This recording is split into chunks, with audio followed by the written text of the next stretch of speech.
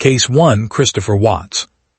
On August 15, 2018, inside an interrogation room in Denver, Colorado, a polygraph examiner sat across from a quiet, 33-year-old oil operator. The machine recorded a score of -18, an indication of profound deception.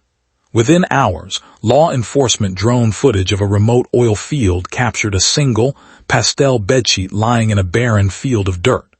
That single piece of fabric broke open an investigation that shocked a nation. Before the week concluded, Christopher Lee Watts stood in a Weld County courtroom facing 9 felony counts, including multiple charges of first-degree murder.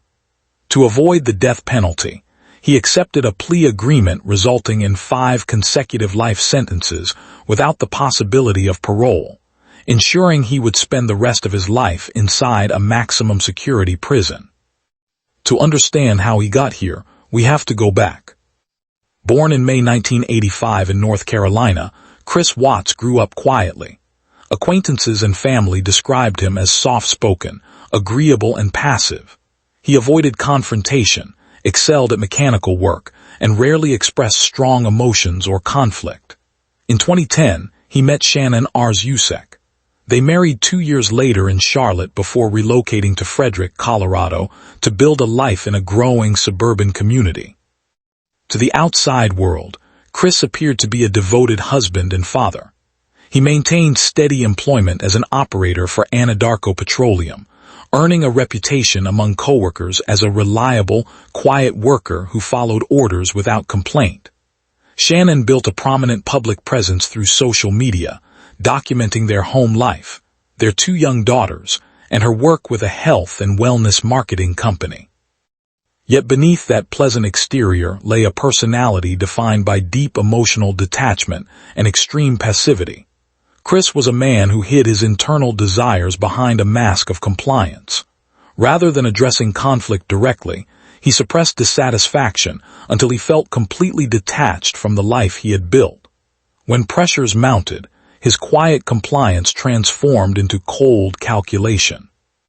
Small cracks began showing in 2015 when the couple filed for joint bankruptcy.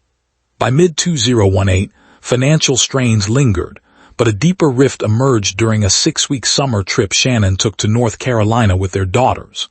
Left alone in Colorado, Chris began an extramarital affair with an Anadarko co-worker, Nicole Kessinger. He began spending heavily, searching for local apartments and mentally checking out of his marriage. The escalation was gradual but absolute.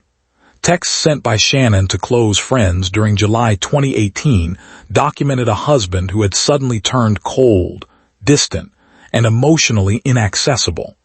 Chris was actively building a secret double life, convincing himself that his family stood between him and the fresh start he desired.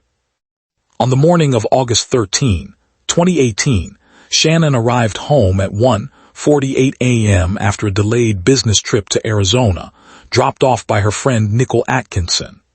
Hours later, at 5:00 a.m., a final confrontation occurred in the master bedroom regarding their marriage and his demand for separation.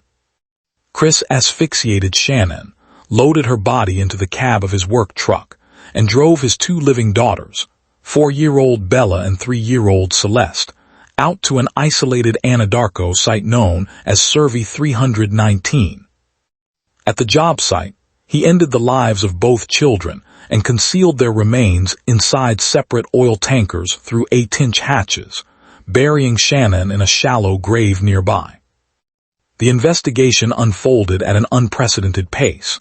By 12:10 p.m. that same afternoon, Nicole Atkinson alerted local police when Shannon missed a critical appointment. Officer Scott Coonrod conducted a welfare check alongside Chris.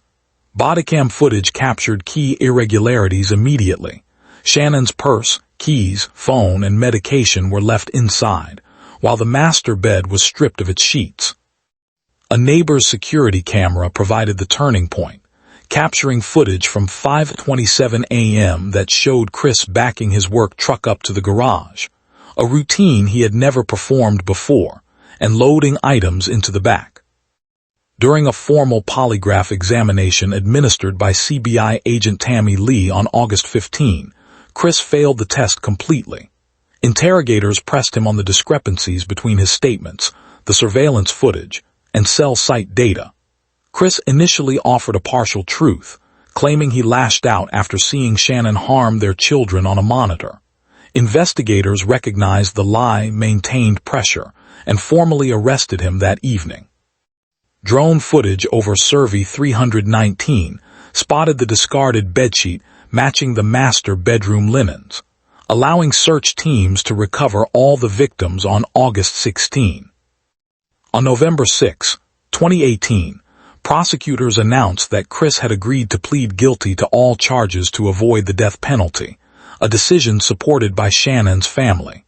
On November 19, Judge Richard Blair handed down 5 consecutive life sentences without parole, plus an additional 84 years for remaining charges. Due to security concerns surrounding his profile, corrections officials transferred Chris in December 2018 to Dodge Correctional Institution in Waupun, Wisconsin. In 2019 prison interviews, law enforcement officers documented his full, final admission of the crimes. The case of Christopher Watts remains a chilling study in the danger of absolute suppression. It demonstrates how a persona built entirely on quiet compliance, when combined with cowardice and narcissism, can lead an individual to destroy everything he built rather than confront the reality of his own choices. Case 2. Christian Longo. On January 14, 2002, federal agents and Mexican police surrounded a small hostel in Cholum, Mexico. They took into custody a man who was living under the stolen identity of a prominent investigative reporter, spending his days partying in coastal resort towns. Back in Oregon, 2 submerged suitcases had just been pulled from the freezing waters of Yaquina Bay, revealing a horror that spanned across multiple states. Within 15 months of his capture, a jury in Lincoln County, Oregon, found the 29-year-old guilty on all counts of aggravated murder. The judge handed down a sentence of death by lethal injection, capping one of the most intense international manhunts in recent Pacific Northwest history. To understand how he got here, we have to go back. Born in January 1974, Christian Longo grew up in Iowa within a strict Jehovah's Witness household. To those around him, he appeared energetic, charismatic, and ambitious. He married Mary Jane Baker in 1993, and together they started a family in Michigan, eventually having 3 children, Zachary, Sadie, and Madison. Outside observers saw an attractive, devoted family man striving for success. Yet behind that polished facade lived a compulsive liar and serial financial fraudster. Longo was driven by an unquenchable desire for a luxurious lifestyle he could not afford. Rather than building genuine success through hard work, he relied on forgery, stolen construction equipment, fake identities, and counterfeit checks to maintain an illusion of wealth. His personality was defined by intense narcissism and a total refusal to accept public failure. When reality caught up with his lies, Longo felt no guilt or accountability. Instead, he simply created a new identity and walked away from the wreckage. People in his life were not individuals to love, but props to serve his grand self-image. When those props became financial obligations that threatened to expose him, he viewed them as disposable. The escalation began in 2000 when Michigan courts convicted Longo of check fraud, placing him on probation. Facing mounting debts, eviction notices, and looming prison time, he stole a Dodge Durango, gathered his family, and fled Michigan in mid-2001. Using stolen checks and fake names, he moved his family to Newport, Oregon, renting an expensive apartment at the Embarcadero Resort while taking a low-wage job at a local Starbucks. As the financial net tightened once again, Longo decided that his family was the primary obstacle keeping him from total freedom. In mid-December 2001, inside their apartment, Longo carried out a calculated plan. While his 4-year-old son Zachary and 3-year-old daughter Sadie slept, he strangled them both, attached rock-filled pillowcases to their ankles, and dropped their bodies into Lint Slough near Walport. Returning to the apartment, he strangled his 27-year-old wife Mary Jane and 2-year-old daughter Madison, stuffed their remains into 2 large suitcases, and submerged them in Yaquina Bay. The forensic investigation unfolded rapidly. On December 19, a passerby spotted Zachary floating in Lint Slough, and police divers recovered Sadie 3 days later. On December 27, divers located the 2 suitcases containing Mary Jane and Madison. Crime scene investigators matched the unique linen patterns on the rock-filled pillowcases directly to bedsheets left in the abandoned Longo apartment. Credit card trails showed Longo using stolen credentials to book flights after abandoning his stolen Durango at San Francisco International Airport. On December 28, 2001, the FBI placed Longo on its 10 most wanted fugitives list. By then, he had already reached Cancun, Mexico, assuming the identity of real-life New York Times journalist Michael Finkel. Longo integrated into the local expat community until a tourist recognized his face from FBI wanted posters. Mexican authorities arrested him in Cholum on January 14, 2002, and extradited him back to Oregon. During his 2003 trial, Longo took the stand in a bizarre attempt to blame his deceased wife, claiming he only killed Mary Jane and Madison in a rage after finding that she had harmed the older children. Prosecutors dismantled his story using precise cell tower data, witness timelines, and forensic evidence proving a single individual committed all 4 murders in a sequential pattern. On April 23, 2003, the court sentenced Christian Longo to death. In December 2022, Oregon Governor Kate Brown commuted all state death row sentences to life imprisonment without the possibility of parole. While in prison awaiting trial, Longo had contacted the real Michael Finkel, leading to extensive interviews that formed the basis of Finkel's memoir True Story, later adapted into a 2015 feature film starring James Franco and Jonah Hill. The case of Christian Longo exposes the ultimate danger of severe narcissism merged with chronic deceit.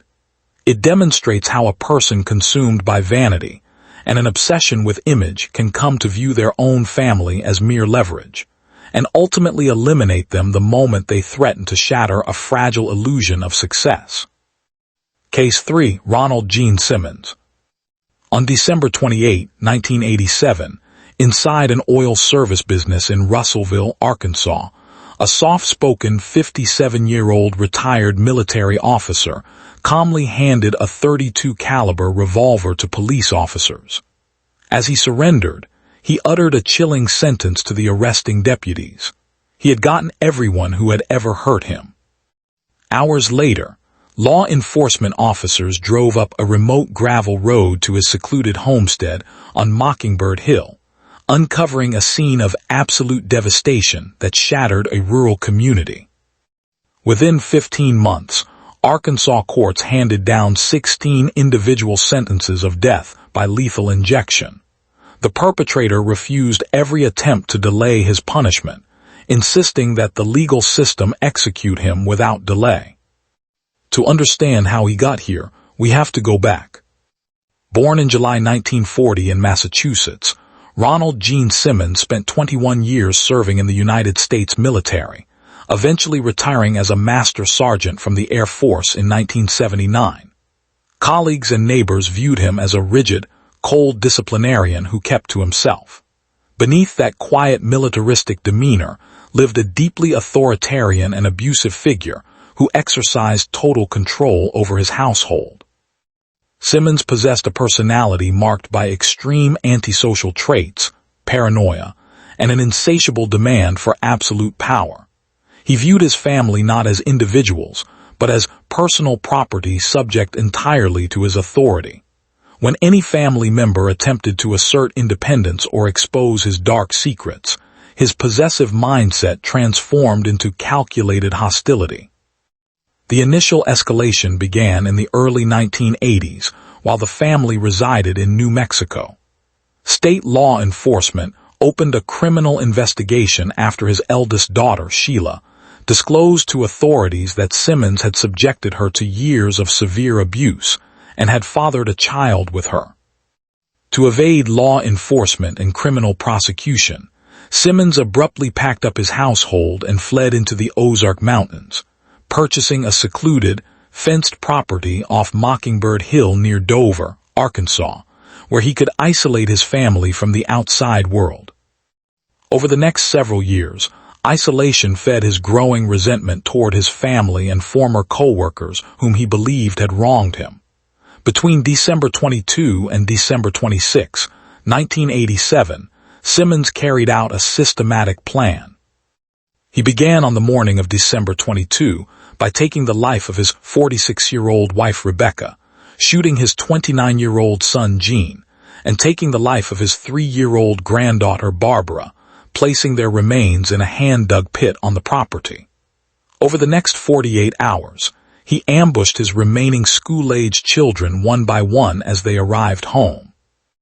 On December 26, when his adult children arrived with their spouses and infants for a planned Christmas gathering, he ended their lives as well, bringing the total count on the homestead to 14. On the morning of December 28, Simmons drove into nearby Russellville to address personal grudges.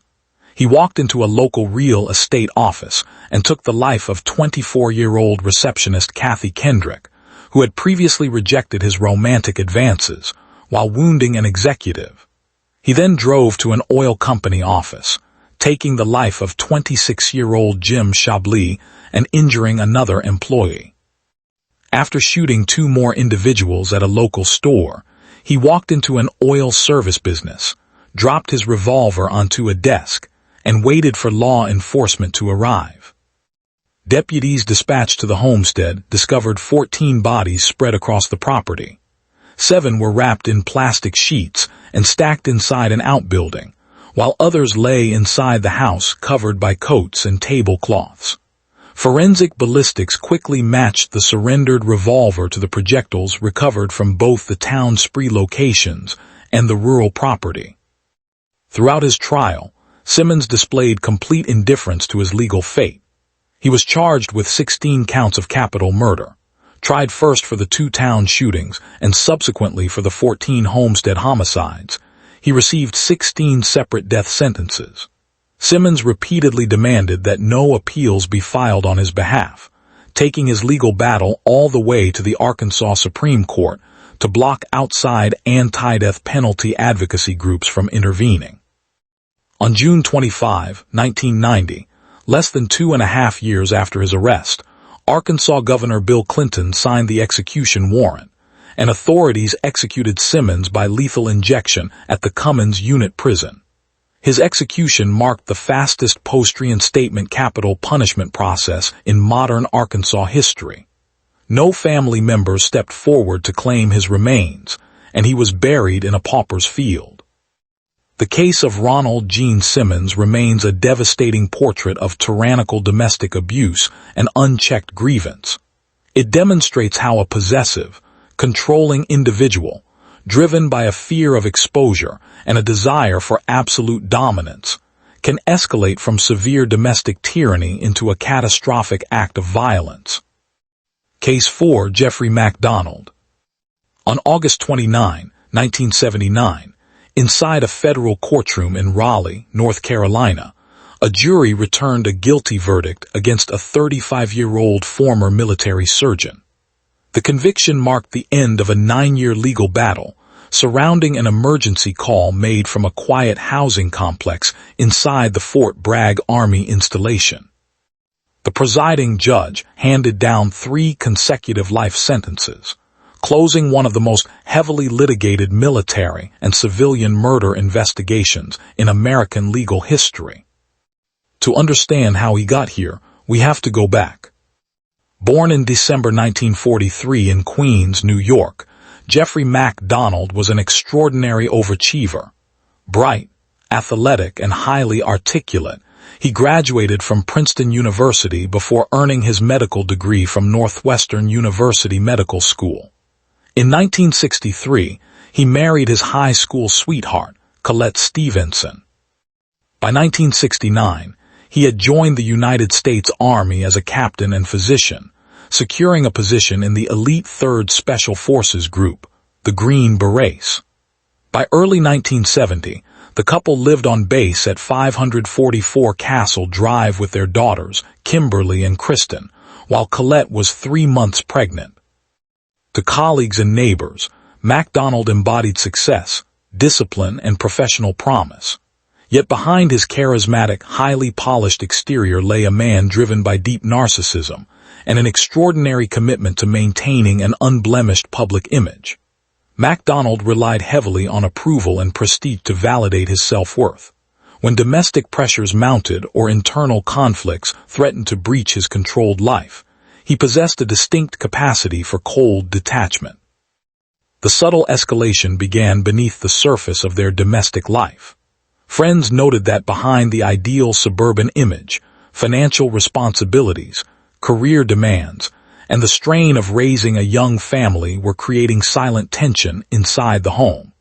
For a man accustomed to seamless accomplishment and personal freedom, the claustrophobia of domestic pressure began to collide with his fragile ego. At 3:42 a.m. on February 17, 1970, military police responded to a frantic phone call from MacDonald reporting an ongoing stabbing inside his residence. When officers entered the home, they uncovered a violent scene. 26-year-old Colette lay dead on the master bedroom floor, having suffered blunt force trauma and multiple sharp force injuries, with a word written across her chest in blood. 5-year-old Kimberly and 2-year-old Kristen lay dead in their respective beds, each having suffered severe traumatic injuries. MacDonald was found conscious beside his wife, wearing a torn blue pajama top. He suffered superficial cuts, minor abrasions, and a minor chest puncture that caused a partial lung collapse. He claimed that while sleeping on the living room sofa, he was woken by screams and confronted by 4 intruders, 3 men and a woman holding a candle, who allegedly attacked him before he lost consciousness. The Army Criminal Investigation Division secured the premises, but initial investigators quickly noticed critical physical discrepancies. Despite heavy rainfall that night, search teams found no wet tracks, muddy footprints, or unidentified fingerprints inside the house or near entry points. Forensic analysis revealed that the weapons used, a wooden club, a paring knife, and an ice pick, all originated from within the MacDonald household. The physical evidence pointed back to the sofa. Microscopic fiber analysis showed that blue threads from MacDonald's torn pajama top were present underneath Colette's body and trapped beneath the fingernails of the children. Crucially, investigators recovered no blue fibers in the living room where MacDonald claimed his garment was ripped during a violent struggle with intruders. Furthermore, blood pattern analysis showed that blood matching all 3 victims was spread sequentially through the master bedroom and children's rooms, whereas MacDonald's blood was recovered only in minimal amounts in the kitchen and bathroom mirror area. In late 1970, an initial military Article 32 hearing recommended dropping the charges due to crime scene handling errors by early responders, allowing MacDonald to receive an honorable discharge and move to California to practice medicine. However, Colette's stepfather, Alfred Kassab, examined the physical evidence and became convinced of MacDonald's involvement. Kassab launched a relentless campaign targeting the Department of Justice to reopen the case. A civilian grand jury re-indicted MacDonald in 1975, leading to his 1979 federal trial. Prosecutors presented comprehensive forensic reconstructions, proving that an argument escalated into violence, followed by a deliberate staging of the scene to mimic famous high-profile cult crimes of that era. Following his conviction, MacDonald appealed repeatedly, citing alternate suspect theories and modern DNA testing requests. Author Joe McGinnis embedded with the defense team to write Fatal Vision, ultimately concluding that the evidence demonstrated guilt. Federal appeals courts in 2012 and 2021 consistently upheld the original convictions based on the overwhelming weight of physical evidence. The case of Jeffrey MacDonald remains a powerful study in the danger of a hyper-controlled ego. It illustrates how an individual consumed by image and self-preservation, when faced with an unexpected rupture in their controlled world, can choose total destruction over accountability. Case 5. George Banks. On September 25, 1982, in Wilkes-Barre, Pennsylvania, armored police vehicles surrounded a modest home on Indiana Avenue. Inside, a 40-year-old former state prison guard barricaded himself behind closed doors following a multi-location shooting spree that claimed 13 lives in less than an hour. 4 hours later, negotiators convinced the gunman to step onto the porch and surrender. Within 9 months, a Luzerne County jury convicted him of 13 counts of first-degree murder and sentenced him to death. However, decades of legal battles over his mental capacity ultimately led the Pennsylvania Supreme Court to stay his execution indefinitely, ensuring he would spend his remaining days confined to a state correctional facility. To understand how he got here, we have to go back. Born in June 1942 in Wilkes-Barre, George Emil Banks grew up as the son of a black father and a white mother. From a young age, he struggled with intense feelings of social isolation and racial alienation. In 1961, at age 19, his volatile temperament surfaced when he participated in an armed robbery of a local tavern, during which he shot and wounded a police officer. That crime resulted in a prison sentence. Following his release, Banks appeared to rebuild his life, securing employment in 1980 as a guard at the Camp Hill State Correctional Institution. Yet beneath his uniform lived a deeply unstable individual consumed by severe persecutory delusions, jealousy, and extreme possessiveness.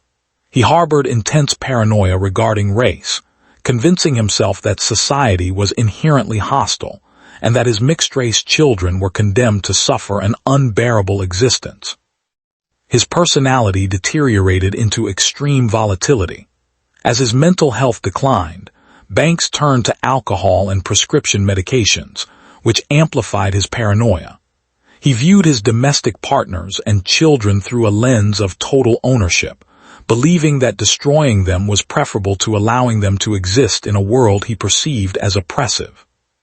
The gradual escalation accelerated across 1981 and 1982. Colleagues noted his erratic behavior, while domestic partners experienced increasing coercion and threats. Driven by mounting financial troubles, relationship conflicts, and deepening psychotic delusions, Banks concluded that a final confrontation was inevitable. During the early morning hours of September 25, 1982, Banks put on his prison guard uniform, armed himself with a semi-automatic AR-15 rifle, and began a systematic assault across multiple locations. At his residence on Schoolhouse Lane, he shot his live-in girlfriend Regina Burns and their 2 daughters, Montania and Kisme. Moving into an adjacent room, he shot his girlfriend Susan Yuhas and their 3 children, Boomer, Foretta, and Bodie. He then walked next door, shooting visitors Raymond Ferguson and James Kelly. Driving to Hepburn Street, Banks forced his way into another home, taking the life of former girlfriend Dorothy McNulty, their daughter Morita, and 10-year-old visitor Nancy Leon. Fleeing to a nearby public park, he fired into a parked vehicle, killing Scott Stroll and critically wounding another occupant. In under an hour, Banks had shot 14 people, leaving 13 dead, 8 of whom were children. Law enforcement cordoned off the city as emergency calls flooded the dispatch center. Police tracked Banks to his mother's residence on Indiana Avenue, establishing a perimeter. Specialized SWAT negotiators worked continuously to maintain communications while teams secured the surrounding blocks. Realizing he was completely surrounded and out of ammunition, Banks surrendered peacefully at 11:15 a.m. During his June 1983 trial in Luzerne County, defense attorneys argued that Banks was legally insane at the time of the shootings, suffering from severe paranoid schizophrenia. prosecutors presented evidence of premeditation, highlighting his tactical movement between locations, his decision to wear his guard uniform, and his deliberate reload cycles. On June 22, 1983, the jury returned guilty verdicts on 13 counts of first-degree murder and subsequently imposed the death penalty. Over the next 23 years, Banks remained on death row while his defense team pursued appeals focused on his mental fitness. In 2006, the Pennsylvania Supreme Court ordered a comprehensive psychological evaluation. Medical experts concluded that Banks suffered from advanced psychosis, delusions, and severe cognitive decline, rendering him legally incompetent for execution under constitutional standards. In May 2010, state courts stayed his execution warrant indefinitely, transferring his custody to the State Correctional Institution, Phoenix. The case of George Banks remains one of the most tragic examples of unaddressed mental illness paired with accessible firepower. It demonstrates how severe paranoid delusions, reinforced by substance abuse and possessiveness, can shatter a community and turn a guardian of law into an agent of destruction. Case 6. Robert William Fisher. On April 20, 2001, deep inside a pine forest near Payson, Arizona, law enforcement search teams located an abandoned Toyota 4Runner parked near a network of remote caves. Nearby, officers found a blue heeler dog wandering lost, a cap, and personal items scattered near a natural shelter. 10 days earlier, a suburban home in Scottsdale had erupted in a violent natural gas explosion, revealing a crime scene that ignited one of the longest manhunts in American history. The owner of that vehicle, 40-year-old Robert William Fisher, vanished completely. The FBI placed him on its 10 most wanted fugitives list, launching an international search that spanned 2 decades. To understand how he got here, we have to go back. Born in April 1961 in Brooklyn, New York, Robert Fisher experienced a turbulent youth deeply affected by his parents' bitter divorce when he was 15 years old. Acquaintances noted that the experience left him with a lasting resentment and an obsession with maintaining absolute authority over his own home.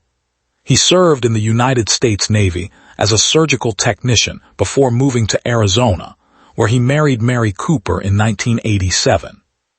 The couple had 2 children, Brittany and Bobby Jr.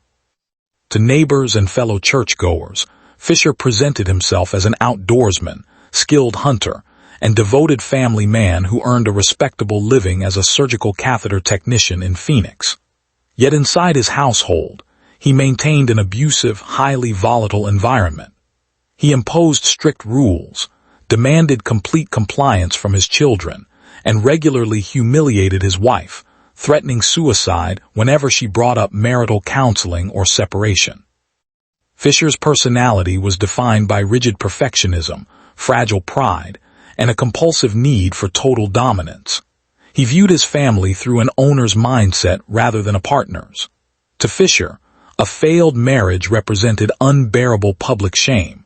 Rather than face the loss of authority or suffer the public humiliation of divorce, his twisted logic dictated total destruction.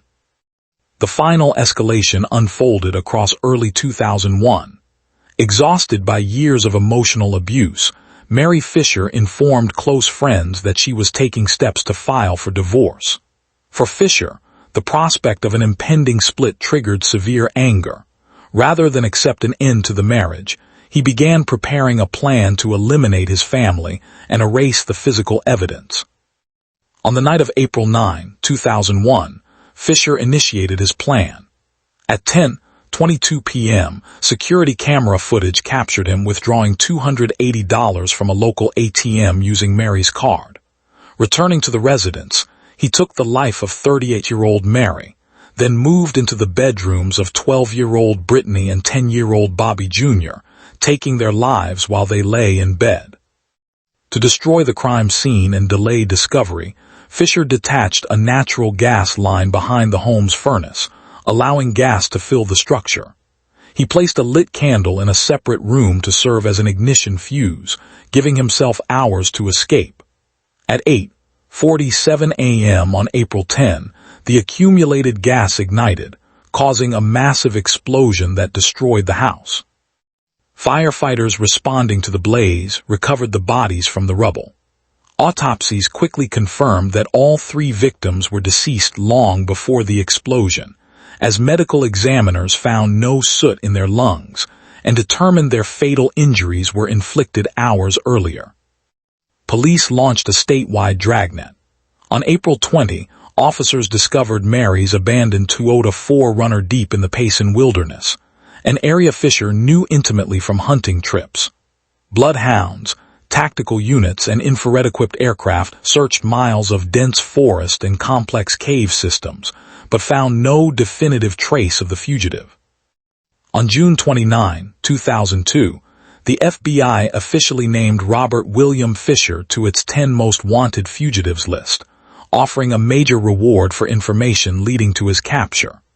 Federal prosecutors issued a felony arrest warrant charging him with 3 counts of first-degree murder and unlawful flight to avoid prosecution.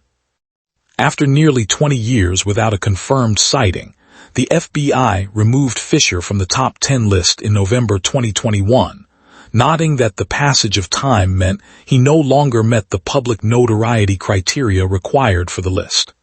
However, federal law enforcement emphasized that the arrest warrant remains active. Investigators suspect his background as a surgical technician and extensive outdoor survival skills may have enabled him to alter his physical appearance and assume a new identity. The case of Robert William Fisher stands as a chilling portrait of destructive pride and unyielding control. It demonstrates how an individual, driven by a fear of public failure, can choose to destroy those closest to him and vanish into the shadows rather than face accountability. Case 7. John List. On June 1, 1989, inside an accounting firm in Richmond, Virginia, federal agents approached an unassuming 63-year-old tax accountant named Robert Peter Clark. When investigators compared his fingerprints against old military records, they confirmed a match that ended one of the longest cold case manhunts in American history. Nearly 18 years earlier, inside a darkened Victorian mansion in New Jersey, police had uncovered 5 bodies left in sleeping bags while sacred organ music echoed through empty rooms. Within 11 months of his arrest, a jury in Union County, New Jersey, convicted him on 5 counts of first-degree murder. The judge sentenced him to 5 consecutive life terms without parole, ensuring he would die in prison. To understand how he got here, we have to go back. Born in September 1925 in Bay City, Michigan, John Emil List grew up in a strict, deeply religious Lutheran home. He served in the United States Army during World War II before earning an accounting degree from the University of Michigan. In 1951, he married Helen Taylor and the couple had 3 children, Patricia, John Jr., and Frederick. In 1965, List moved his family into Breeze Knoll, an expansive 19-room mansion in Westfield, New Jersey, where his 84-year-old mother, Alma, also lived on the 3rd floor. To his community and church, List presented an image of rigid morality, professional success, and quiet dignity. He wore suits to mow the lawn and insisted on absolute order. Yet behind that meticulous public persona lived a man drowning in quiet desperation and profound insecurity. List measured his entire self-worth through financial standing and religious conformity. His personality was defined by extreme repression, obsessive rigidity, and an inability to adapt to failure. When faced with financial ruin, List lacked the emotional resilience to accept reality. Instead, he developed a twisted religious delusion. He convinced himself that if his family went bankrupt, they would lose their social standing, stray from their faith, and fall into sin. In his mind, ending their lives was an act of mercy that would guarantee their souls went directly to heaven. The escalation began in 1967, when List lost his high-paying position at a Jersey City bank. Terrified of public shame, he kept the job loss a total secret from his family. Every morning for years, he dressed in a suit, grabbed his briefcase, and left home, spending his days sitting at local train stations. To pay the mortgage and maintain the illusion of wealth, he secretly siphoned money directly from his mother's bank accounts. By late 1971, the money was gone, foreclosures were imminent, and his secret life was about to collapse. On the morning of November 9, 1971, List put his plan into motion using 2 handguns, a 9mm automatic pistol and a .22 caliber revolver.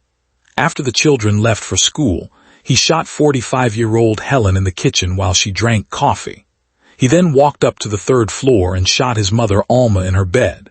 When 16-year-old Patricia returned home, he shot her in the hallway. When 13-year-old Frederick arrived, List ended his life near the kitchen. List then drove to his eldest son's high school to watch 15-year-old John Jr. play in a soccer game. After driving the teenager home, a struggle ensued in the kitchen before List ended his son's life as well. List dragged the bodies of his wife and 3 children into the grand ballroom, placing them neatly on sleeping bags. He left his mother's body in her 3rd-floor apartment because it was too heavy to move. He remained in the house for nearly 2 days among the dead, systematically searching the mansion to cut his face out of every family photograph to prevent police from obtaining a recent picture.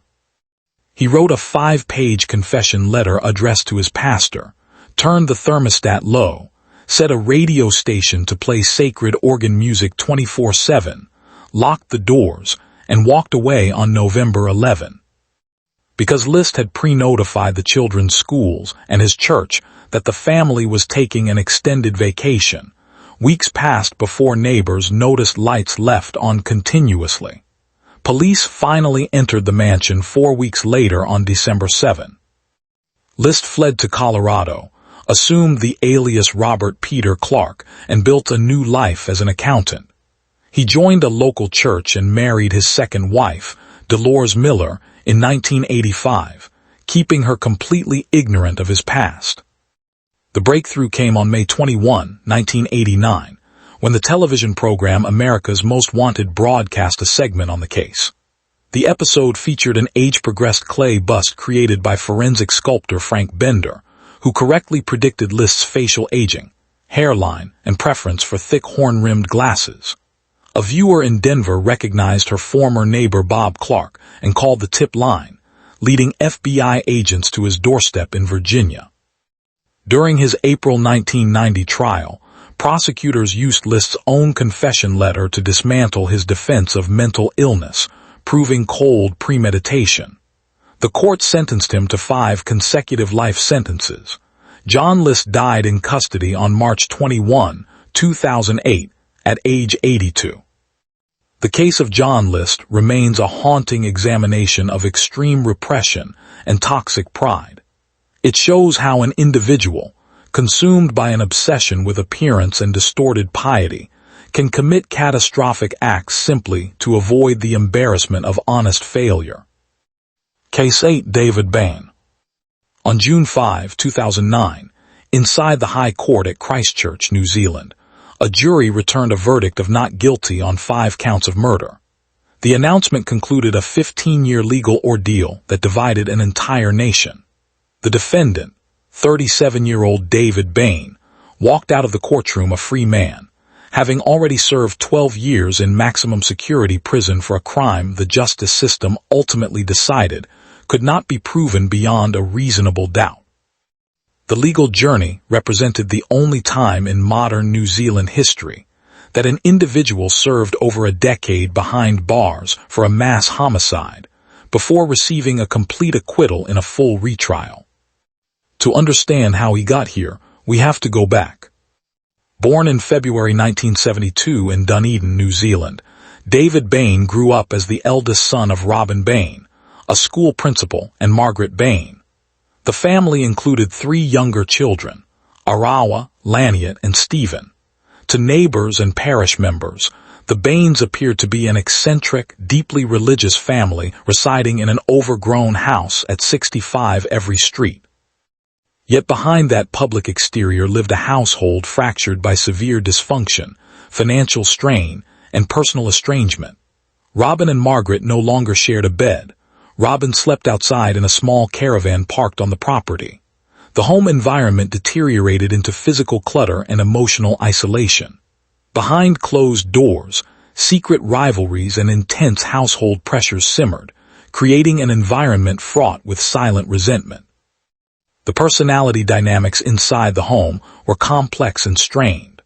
While David was viewed by acquaintances as a quiet, polite music student who worked an early morning paper route, internal domestic friction reached a breaking point by mid-1994.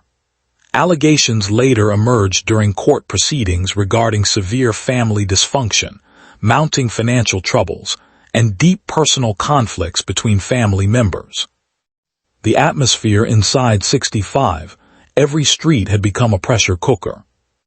The tragedy unfolded on the morning of June 20, 1994. Between 5 and 6 in the morning, an assailant used a semi-automatic .22 caliber target rifle fitted with a silencer to shoot 5 members of the household: 50-year-old Margaret, 19-year-old Arawa, 18-year-old Laniet, 14-year-old Stephen, and 58-year-old Robin. David claimed he left the home at 5:45 a.m. to complete his daily paper delivery route, returning at 6:45 a.m. to find his family deceased.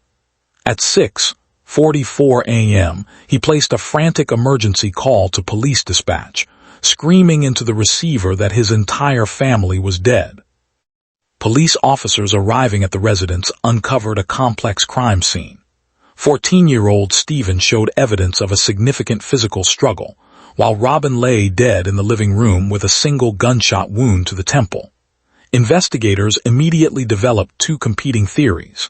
Either Robin Bain snapped under domestic strain and carried out a murder-suicide, or David systematically executed his family before or after his morning paper route. Within 4 days, police arrested David Bain. Detectives built their case on key forensic details. A plastic lens matching David's broken spectacle frames was recovered from Stephen's bedroom where the fight occurred. Minor bloodstains were found on David's clothing, and a typed message remained open on the family computer screen reading, "Sorry, you are the only one who deserved to stay." Prosecutors argued David typed the message before calling police, while the defense maintained Robin typed it prior to ending his own life. At his initial trial in 1995, prosecutors argued David killed his family for inheritance money and a fresh start. The jury convicted David on all 5 counts, and the judge sentenced him to life imprisonment with a 16-year non-parole period. However, a dedicated team of supporters led by former rugby star Joe Karam spent over a decade fighting the conviction. They uncovered evidence suppression, timeline inconsistencies, and police handling errors. In March 2007, the Privy Council in London quashed David's convictions, ruling that a substantial miscarriage of justice had occurred and ordered a full retrial. At the 2009 retrial in Christchurch, defense experts presented crucial forensic testimony. Pathology and ballistics analysis demonstrated that Robin Bain's gunshot wound, blood spatter patterns, and physical position were fully consistent with suicide.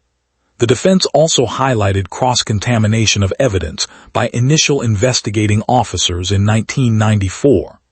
After deliberating, the jury returned verdicts of not guilty on all counts. In 2016, the New Zealand government agreed to an ex gratia payment of $925,000 to cover legal expenses and end all judicial proceedings. The case of David Bain remains one of the most controversial forensic mysteries in modern jurisprudence. It underscores the immense challenge of forensic reconstruction within fractured households, demonstrating how physical evidence and timeline anomalies can leave a case disputed for decades. Case 9, Stephen Sueppel. On the morning of March 24, 2008, emergency dispatchers in Johnson County, Iowa, received a brief phone call from a local resident. The caller directed law enforcement to a home on Prairie du Chien Road, stating that everyone inside was dead. Minutes later, before emergency units could reach the address, a minivan traveling at high speed collided directly with a heavy concrete bridge abutment on Interstate 80, instantly erupting into flames. When officers arrived at the suburban residence, they confirmed the tragic reality behind the call, securing a crime scene that brought a swift, devastating end to an ongoing federal investigation. To understand how he got here, we have to go back. Born and raised in Iowa City, Stephen Sueppel grew up in a prominent, well-respected local family. He attended the University of Iowa, earned a finance degree, and built a successful banking career. Eventually, he rose to become the vice president and chief financial officer of Hills Bank and Trust Company. He married his wife Cheryl, and together they raised 4 children: Ethan, Seth, Bridget, and Eleanor.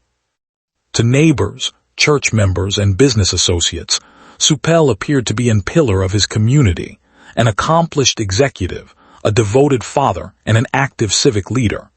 Yet behind that polished image lived a man defined by overwhelming vanity, fragile pride, and a compulsive need to maintain an illusion of material success. Sueppel relied heavily on social status to define his self-worth. When personal investments began to fail, he lacked the moral grounding to accept loss or step back from a lifestyle he could no longer afford. His personality was marked by deep-seated narcissism and an inability to face public failure. Sueppel convinced himself that public disgrace was a fate worse than death. Instead of accepting responsibility for his financial choices, his thinking warped into a dangerous logic.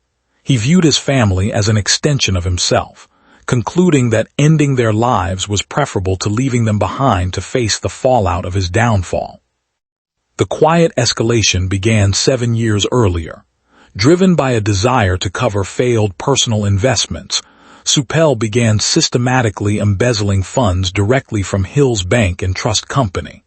Over 7 years, he stole approximately $560,000, altering records to conceal the missing capital. In February 2008, internal bank auditors uncovered the discrepancies. The bank terminated his employment immediately. On February 28, 2008, a federal grand jury indicted Sueppel on charges of embezzlement and money laundering, exposing him to a potential 30-year prison sentence, massive financial restitution, and public disgrace. Released on bond while awaiting trial, Sueppel entered a rapid psychological spiral, viewing his impending legal proceedings as an intolerable destruction of his identity.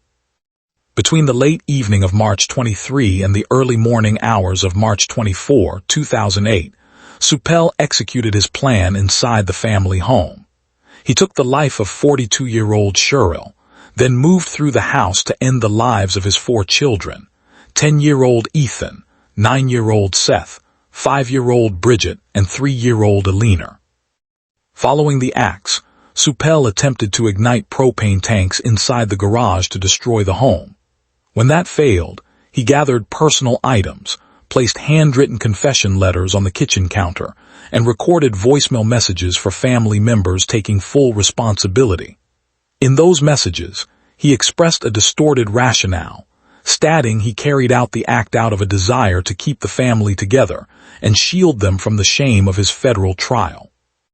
At 6:31 a.m., Sueppel called 911 from his mobile phone, directing law enforcement officers to his residence on Prairie du Chien Road before hanging up. He then entered his minivan and drove onto Interstate 80 in Johnson County. Steering the vehicle at speeds exceeding 90 miles per hour, he drove directly into a massive concrete bridge support. The impact killed him instantly, destroying the vehicle. Emergency responders arriving at the Prairie du Chien Road residence confirmed that Cheryl and the 4 children were deceased inside. The case of Stephen Sueppel stands as a stark examination of the destructive power of unbridled ego and pride. It illustrates how an individual, consumed by a fear of public exposure and legal accountability, can choose total destruction over facing the consequences of his own choices. Case 10, Guy Heinze Jr. On August 29, 2009, inside the New Hope Mobile Home Park near Brunswick, Georgia, a frantic caller dialed 911. The 22-year-old caller reported returning home to discover his entire family severely injured inside their crowded mobile home. When deputies and emergency medical personnel entered the 900-square-foot structure, they uncovered one of the deadliest crime scenes in modern Georgia history.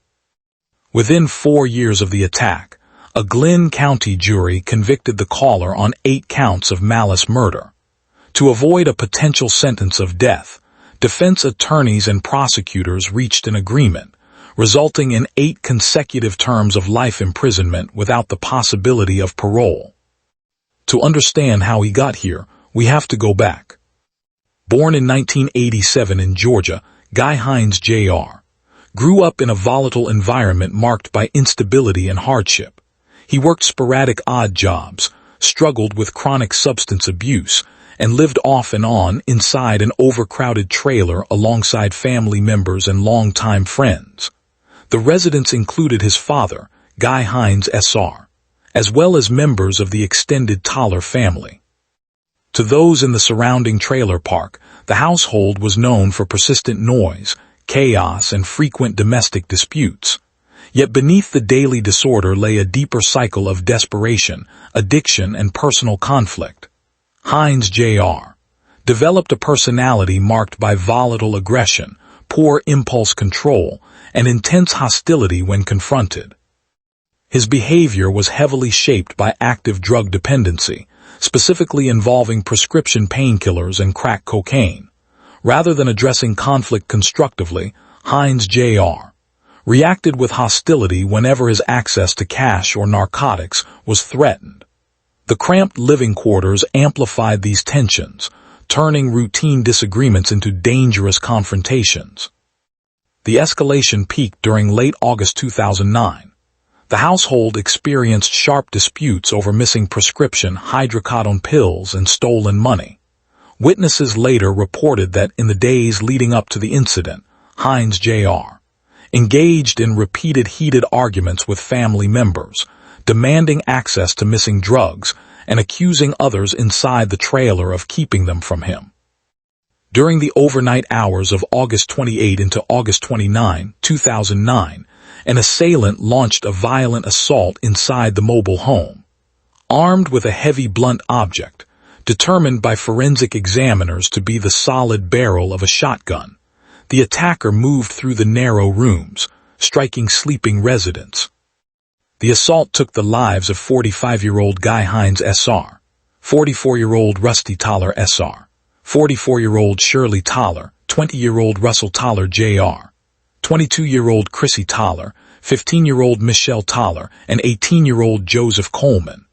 19-year-old Michael Toller, who lived with Down syndrome, suffered critical injuries and succumbed to his wounds in the hospital the following day, bringing the total loss of life to 8. 3-year-old Byron Toller suffered severe injuries, but survived following intensive medical care. Following his frantic emergency call on the morning of August 29, police began questioning Heinze Jr. Detectives immediately noted significant physical inconsistencies. While the crime scene showed evidence of extreme blunt force impact, Heinze Jr. displayed no visible defensive wounds, bruises, or signs of physical struggle on his person. However, forensic technicians detected trace amounts of victim DNA on his clothing. Furthermore, officers recovered crack cocaine and stolen prescription pills in his possession, and search teams located a shotgun nearby whose barrel geometry matched the trauma patterns documented by medical examiners. Law enforcement arrested Heinze Jr. later that day, initially charging him with drug possession and obstruction, before a grand jury indicted him on 8 counts of malice murder in September 2009. During his October 2013 trial in Glynn County, defense attorneys argued that it was physically impossible for a single individual to disable 9 people in a cramped space without sustaining injuries, suggesting multiple attackers were involved. Prosecutors countered by presenting detailed forensic reconstructions, demonstrating how an armed individual could systematically disable victims who were asleep or impaired before they could react. On October 25, 2013, the jury returned guilty verdicts on all 8 counts of malice murder. On October 31, the judge sentenced Guy Heinze Jr. to 8 consecutive life sentences without the possibility of parole, ensuring he would spend the remainder of his life inside a Georgia maximum security prison. The case of Guy Heinze Jr. remains a grim study in the destructive intersection of severe addiction, volatility, and close-quarters conflict. It demonstrates how unaddressed hostility, fueled by substance abuse and intense personal friction, can erase an entire household in a matter of moments. Case 1. Lori Vallow Daybell. On June 9, 2020, federal agents and local law enforcement officers executed a search warrant on a property in Salem, Idaho. Heavy machinery cut into the soil near a backyard pet cemetery. Investigators uncovered the concealed remains of 7-year-old Joshua, J.J. Vallow, and 16-year-old Tylee Ryan. Within hours, authorities placed self-published apocalyptic author Chad Daybell under arrest as he watched the excavation from his parked truck. His new wife, Lori Vallow Daybell, was already sitting in an Idaho jail cell on a $5 million bond. The discovery ended a 9-month multi-state search and exposed a calculated series of crimes involving financial fraud, religious delusion, and family betrayal. The legal process culminated in 3 consecutive life sentences without the possibility of parole for Lori Vallow Daybell, followed by additional life terms in Arizona and a death sentence for Chad Daybell. To understand how a suburban mother transformed into a convicted killer, we have to look back at the origins of her life long before the police arrived in Idaho. Lori Norn Cox was born in San Bernardino, California in 1973, growing up in a close-knit, highly religious family structure. She moved frequently throughout her youth and early adulthood, spending years in Texas, Hawaii, and Arizona. She married her high school sweetheart, then a second husband with whom she had her eldest son, Colby Ryan. In 2001, she married her third husband, Joseph Ryan, giving birth to her daughter, Tylee. After that marriage dissolved in a bitter custody dispute, she married her fourth husband, Charles Vallow, a successful businessman, in 2006. In 2014, the couple adopted Charles's grandnephew, JJ, who had been diagnosed with autism spectrum disorder. To her community, Lori appeared outwardly devoted, attractive, and charismatic. She managed JJ's complex daily therapy schedules and integrated herself into social and religious circles in Arizona. Beneath her polished appearance, however, she harbored a deep need for spiritual validation and social standing. People who knew her described a woman who craved attention, viewed herself as uniquely spiritually gifted, and harbored a growing obsession with grand, apocalyptic prophecies. Her ambition was not measured in corporate success, but in spiritual superiority. As the years passed, her conventional suburban life began to feel insufficient for her escalating ego. She began seeking out fringe religious groups and podcasts, eventually traveling to a conference in Salt Lake City, Utah, in October 2018. There, Lori encountered Chad Daybell, a former cemetery sexton and self-published writer who claimed to receive direct revelations from angels. Chad provided Lori with the exact spiritual validation she desired, telling her that they had been married in past lives and were chosen as divine leaders to gather 144,000 holy people for an impending apocalypse scheduled for July 2020. Their dynamic quickly evolved from a secret emotional affair into a shared belief system.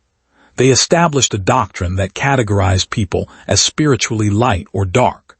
Those deemed dark were eventually classified as zombies, individuals whose souls had allegedly been displaced by evil spirits. According to their shared dogma, the physical body of a zombie had to be destroyed for the original soul to enter heaven. Conveniently, everyone categorized as a zombie happened to be a spouse, family member, or child who stood in the way of their relationship or life insurance payouts. The ethical compromises began with secretive phone calls and financial manipulation, before quickly escalating into direct threats. In early 2019, Laurie's husband, Charles Vallow, discovered their affair and Laurie's radicalized beliefs. Charles sought help from Gilbert police, warning officers that Laurie had threatened to kill him and claimed to be a translated being. He filed for divorce and removed her as the beneficiary of his $1 million life insurance policy, replacing her with his sister, Kay Woodcock. The downward spiral reached a point of no return on July 11, 2019. Charles arrived at Laurie's home in Chandler, Arizona, to pick up JJ for school. An argument ensued and Laurie's brother, Alex Cox, who acted as her devoted enforcer, shot Charles to death inside the home. Alex claimed self-defense, and Chandler police initially accepted the narrative, allowing Laurie to go out for smoothies with the children while her husband's body lay inside the house. Unaware that Charles had changed his insurance beneficiary, Laurie attempted to claim the payout.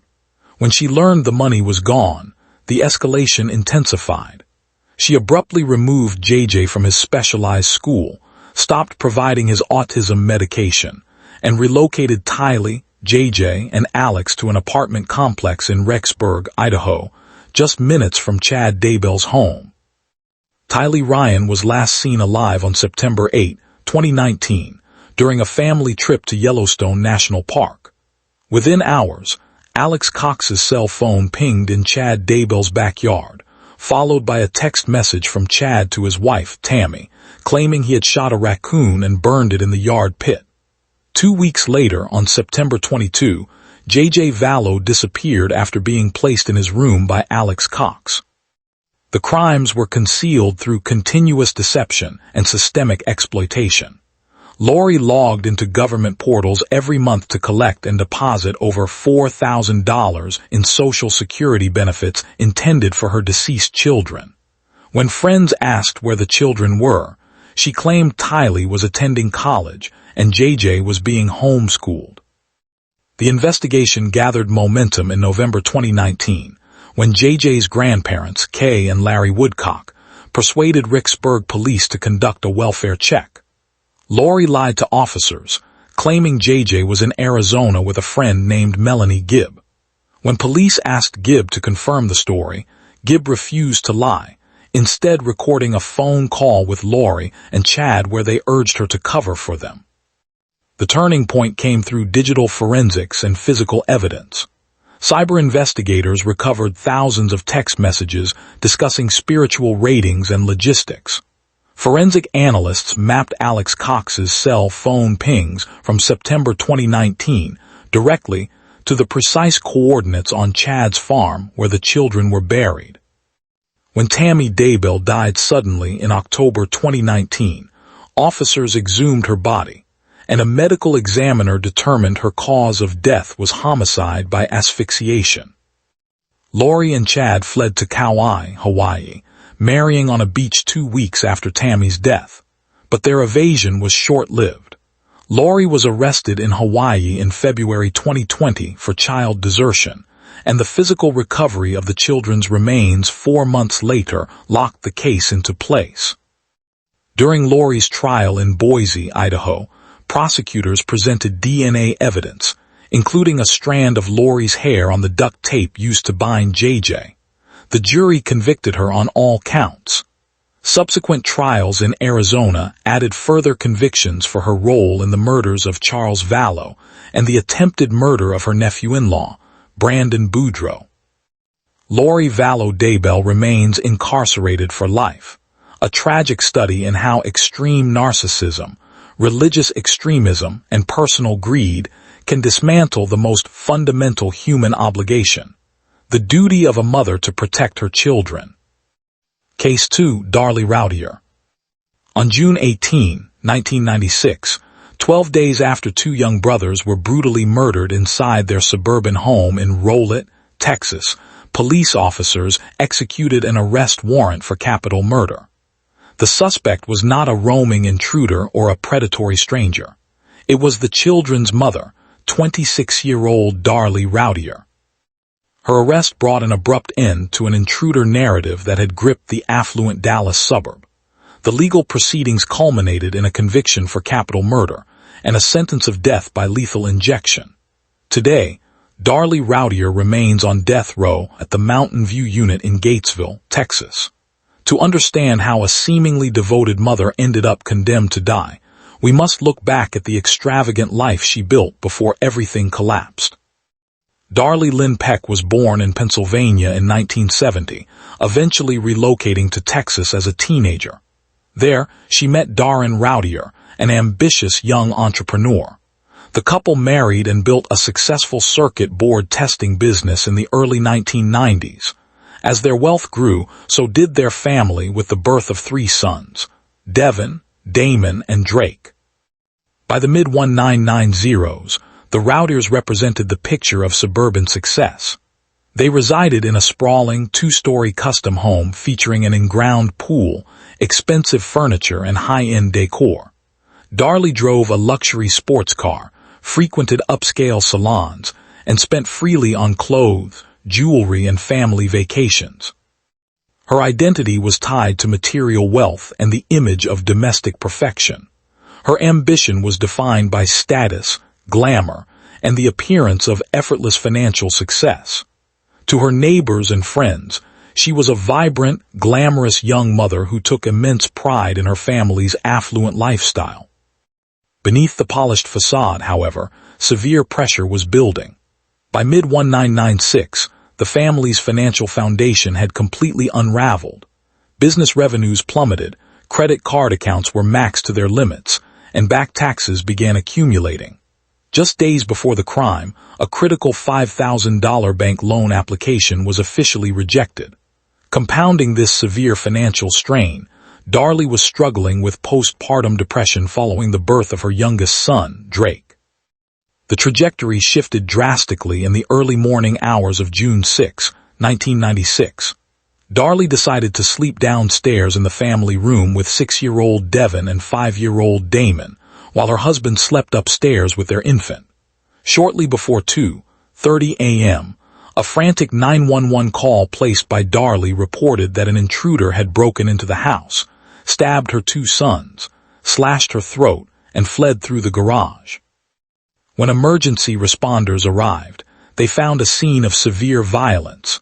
Both young boys had suffered fatal plunge wounds with a butcher knife taken directly from the home's kitchen block.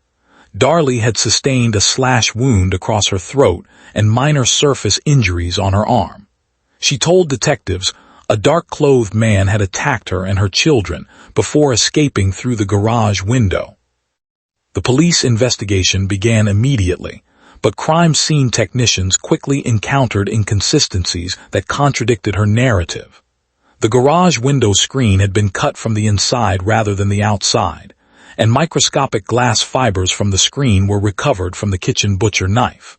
Furthermore, dust on the garage window sill and surrounding spider webs were completely undisturbed, proving no intruder had climbed through the opening. The physical evidence unraveled her story step by step.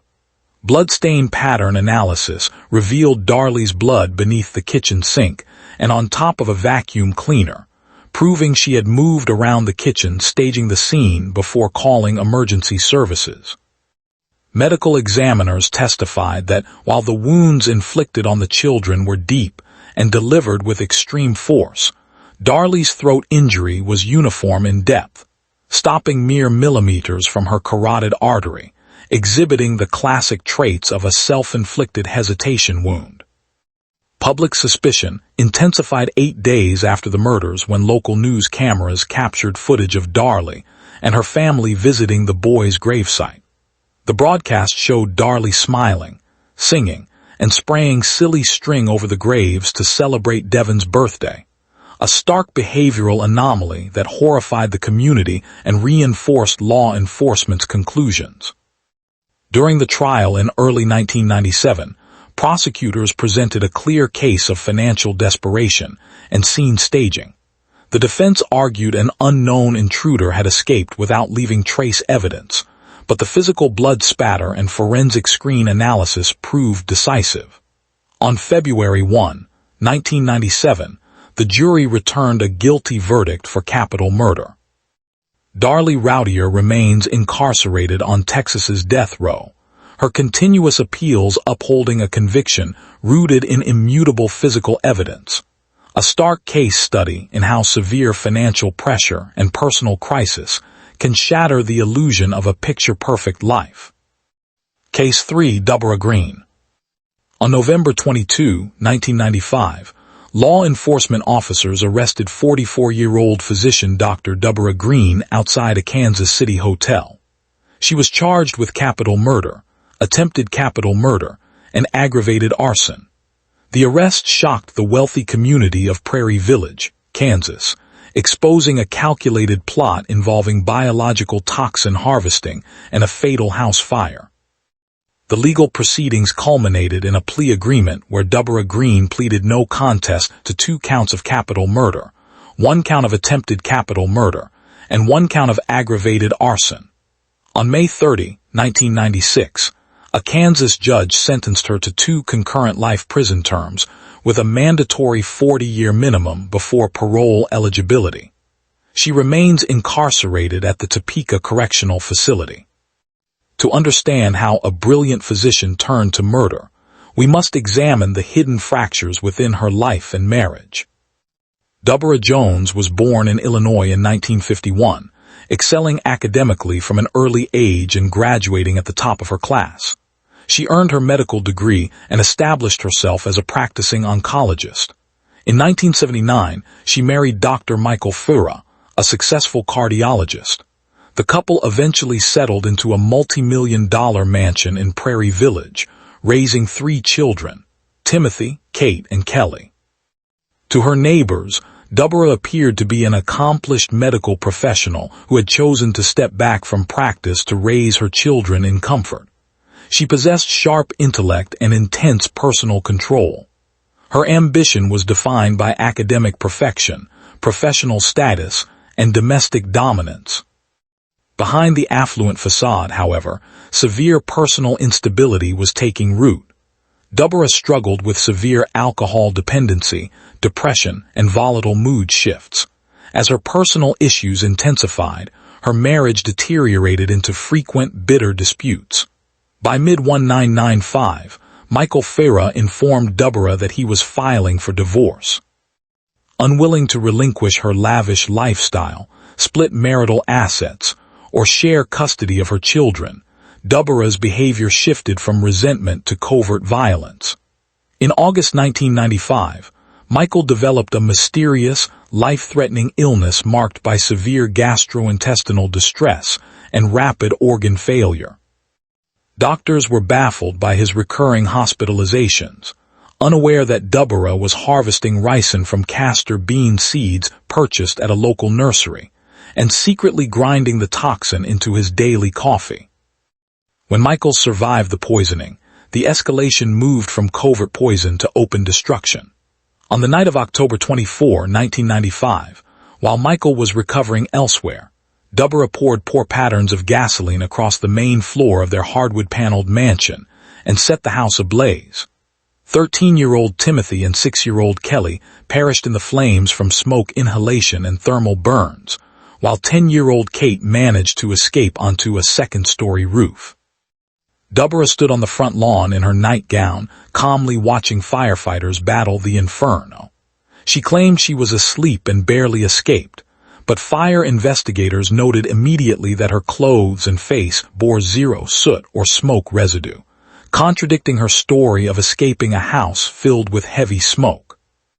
The investigation brought together the Prairie Village Police Department, the Bureau of Alcohol, Tobacco, Firearms and Explosives, and Federal Medical Laboratories. Accelerant detection K9 units alerted on distinct pour patterns on the floorboards, and chemical tests confirmed gasoline on carpet fibers and on Deborah's nightgown. Simultaneously, federal medical laboratories analyzed blood and tissue samples taken from Michael Fura during his hospital stays, discovering trace biomarkers of ricin poisoning. Investigators executed a search warrant on Deborah's temporary apartment, discovering packets of castor beans, a food processor with seed residue, and a medical journal detailing the lethal dosages of ricin. Confronted with undeniable physical and toxicological evidence, Deborah entered a plea deal to avoid the death penalty. On April 30, 1996, she entered no contest pleas to all charges, admitting her legal responsibility without contesting the state's evidence. Deborah Green remains behind bars in Kansas, her life serving as a chilling reminder of how pride, obsession, and the refusal to accept personal loss can destroy everything in its path. Case 4, Jalissa Thaler. On the morning of May 20, 2022, police officers in Mound, Minnesota, initiated a traffic stop on a silver sedan driving on a bare tire rim with a shattered rear window. The driver, 28-year-old Jalissa Thaler, stepped out of the vehicle with visible blood on her hands, face, and clothing. When officers opened the vehicle's trunk, they discovered the body of her 6-year-old son, Eli Hart, wrapped in a blanket alongside a shotgun. The immediate arrest ended a months-long legal custody battle and exposed a profound failure in child welfare oversight. The trial concluded in February 2023 when a jury convicted Jalissa Thaler of first-degree premeditated murder, resulting in a mandatory sentence of life imprisonment without the possibility of parole. She is currently serving her sentence at the Minnesota Correctional Facility in Sueppel. To understand how this tragedy occurred, we must examine the systemic decisions and personal instability that preceded it. Jalissa Thaler lived in Spring Park, Minnesota. Her early adult life was marked by severe personal volatility, long-term drug dependency, and frequent interactions with law enforcement. In 2016, she gave birth to her son, Eli. Despite her parental role, she struggled to maintain stable housing, steady employment, or consistent personal relationships. To those who observed her, she appeared increasingly erratic and defensive. Her personal ambition was defined by control and resentment toward authority rather than productive stability.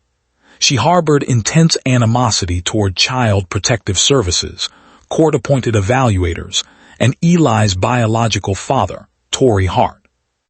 The situation reached a critical turning point in late 2021 when Dakota County Social Services intervened, removing 6-year-old Eli from Thaler's care and placing him into foster placement due to documented concerns regarding her living conditions and drug use.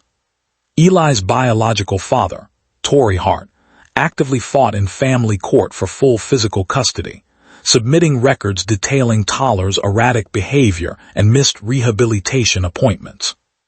Despite these warnings from child advocates and the father's legal team, a county judge officially closed the welfare case in early May 2022, restoring full physical parental custody to Jalissa Thaler. Outraged by the lengthy court battle and harboring intense resentment toward Eli's father, Thaler purchased a shotgun and ammunition within days of regaining custody. The escalation turned fatal during the overnight hours of May 19 into May 20, 2022. Thaler placed Eli inside her vehicle and drove to a secluded park area in Mound, Minnesota. She discharged the firearm into the vehicle up to 9 times before placing Eli's body into the trunk. In an effort to conceal her actions, Thaler disposed of blood-soaked items, spent shell casings, and a booster seat into commercial dumpsters near local gas stations. She then attempted to drive away, despite one of her tires being completely shredded down to the wheel rim, a malfunction that immediately attracted the attention of patrolling Orono police officers. The subsequent investigation relied on undeniable digital and physical evidence. Detectives recovered spent shotgun shell casings from the gas station dumpsters that matched the weapon found in her trunk. Cyberforensics experts extracted mobile phone search history, showing Toller had queried terms regarding firearm operations and blood volume loss in children days before the crime. Furthermore, DNA testing confirmed the presence of Eli's blood on her clothing and inside the vehicle. During the trial in Huntsman County District Court in January 2023, prosecutors presented the physical trail to establish premeditation. The defense attempted to challenge the degree of intent, but the evidence of advanced firearm acquisition and digital searches proved conclusive. On February 8, 2023, after less than 2 hours of deliberation, the jury returned a verdict of guilty on all counts. On February 16, 2023, the judge sentenced Jalissa Toller to life in prison without parole. The case sparked widespread calls for reform within Minnesota's child protection and family court systems, highlighting the critical importance of prioritizing cumulative risk assessments over administrative reunification goals to ensure vulnerable children are protected. Case 5. Andrea Yates. On the morning of June 20, 2001, emergency dispatchers in Houston, Texas, received a quiet, mechanical phone call from 36-year-old Andrea Yates. She asked for police officers to be sent to her home, and then called her husband at work, telling him to return immediately. When officers stepped through the front door, they encountered a quiet home and a horrific crime scene. Andrea Yates had drowned all 5 of her children sequentially in the bathroom tub. Her immediate arrest initiated one of the most intense legal and psychiatric debates in American history. After an initial murder conviction was overturned on appeal, a second trial in 2006 concluded with a verdict of not guilty by reason of insanity. Today, Andrea Yates remains committed to the Kerrville State Hospital in Texas, repeatedly waiving her rights to formal release reviews. To understand how a valedictorian and registered nurse descended into catastrophic violence, we must examine the medical and psychological breakdown that preceded that June morning. Andrea Kennedy was born in Houston, Texas, in 1964. She excelled academically, graduating as high school valedictorian and completing a nursing degree to work as a registered nurse at the University of Texas MD Anderson Cancer Center. In 1993, she married Rusty Yates. The couple adopted an isolated lifestyle, living for several years inside a converted motor home and committing to having as many children as possible. To those around her, Andrea was quiet, selfless, and deeply devoted to her family. Her personal ambition was defined by perfectionism, duty, and spiritual obedience. Behind her gentle exterior, however, severe medical and psychiatric disorders were taking root. Following the births of her 4th and 5th children, Andrea developed documented postpartum depression, severe postpartum psychosis, and schizophrenia. Her mental state spiraled into severe catatonia and vivid psychotic delusions. Medical records show multiple psychiatric hospitalizations following suicide attempts. She experienced auditory hallucinations telling her she was an unfit mother, and that her children were doomed to eternal damnation. Despite explicit medical warnings from her treating psychiatrists that another pregnancy would trigger a catastrophic psychotic breakdown, the couple had a 5th child, Mary, in late 2000. Following her father's death in early 2001, Andrea's mental stability completely collapsed. Medical records show that in the weeks leading up to June 2001, she stopped eating, sat in catatonia for hours, and required continuous supervision. The tragedy occurred during a brief 1-hour window on June 20, 2001, after her husband left for work and before her mother-in-law arrived to assist her. Driven by a psychotic delusion, Andrea filled the master bathtub and drowned her 5 children, 7-year-old Noah, 5-year-old John, 3-year-old Paul, 2-year-old Luke, and 6-month-old Mary. During police interrogations and psychiatric evaluations, Andrea explained her delusional logic with terrifying composure. She believed Satan was inside her, and that the only way to save her children's innocent souls from eternal hell was to take their lives on earth, accepting state execution and eternal damnation for herself. The investigation involved the Houston Police Department, medical examiners, and leading psychiatric experts. The central legal dispute focused entirely on Texas's strict insanity standard under the Manhattan Rule, which required proving that, due to severe mental disease, the defendant did not know her conduct was wrong. During her first trial in 2002, prosecutors argued that calling emergency services proved she understood the legal wrongfulness of her actions. The jury rejected her insanity defense, convicting her of capital murder and sentencing her to life in prison. However, in 2005, the Texas First Court of Appeals overturned her conviction after revealing that the state's key expert witness, Dr. Park Dietz, had given false testimony regarding a non-existent television episode about a mother drowning her children. During her 2006 retrial, extensive medical testimony detailing her severe catatonia, schizophrenia, and religious delusions persuaded the jury. On July 26, 2006, the court returned a verdict of not guilty by reason of insanity, committing her to high-security psychiatric care. The Andrea Yates case served as a major catalyst for medical reform, leading directly to federal legislation surrounding postpartum depression research, and changing how the legal system evaluates severe postpartum psychosis across the nation. Case 6. Megan Huntsman. On April 12, 2014, a man cleaning out a cluttered garage in Pleasant Grove, Utah, cut open a small cardboard box wrapped in heavy electrical tape tucked behind garbage bags. Inside, he discovered the skeletal remains of an infant. When police officers executed a search warrant on the property, they uncovered 6 additional sealed boxes hidden throughout the garage storage containers. The home belonged to 39-year-old Megan Huntsman, who had spent a decade hiding pregnancies, executing her newborn infants immediately after birth, and storing their bodies alongside household junk. Her immediate arrest brought an end to a mysterious 10-year period of secret deliveries and concealment. The legal process concluded in early 2015, when Megan Huntsman pleaded guilty to 6 counts of murder. On April 20, 2015, a Utah state judge sentenced her to 6 consecutive prison terms of 5 years to life. The Utah Board of Pardons and Parole subsequently ruled that she will remain incarcerated for the remainder of her natural life. She is currently serving her sentence at the Utah State Prison in Gunnison.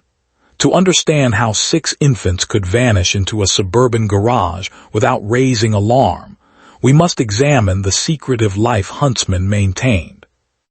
Megan Huntsman grew up in Pleasant Grove, Utah, appearing to neighbors and relatives as an average, quiet mother raising her 3 living daughters alongside her longtime partner, Darren West. Beneath this ordinary exterior, however, she was struggling with a severe, long-term methamphetamine addiction. Between 1996 and 2006, while residing in the family home, Huntsman repeatedly became pregnant without seeking medical care or informing anyone in her life. To those around her, she seemed withdrawn, detached, and increasingly isolated. Her personal ambition was entirely replaced by the demands of her chemical dependency. Driven by drug addiction and a complete unwillingness to take on parental responsibilities, she made a deliberate choice to eliminate every child born during this 10-year window.